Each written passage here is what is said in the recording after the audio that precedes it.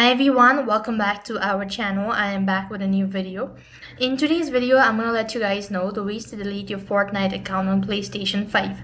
To delete your Fortnite account on PlayStation 5, you could follow this simple steps.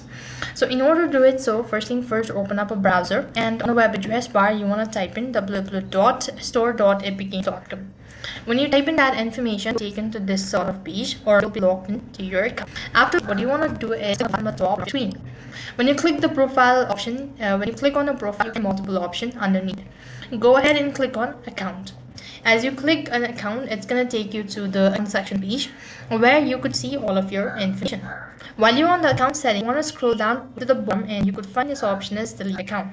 In order to delete your Fortnite account on PS5, you'll have to use a browser and then delete your Epic Games account. With this being said, you'll have successfully deleted your Fortnite account on PlayStation.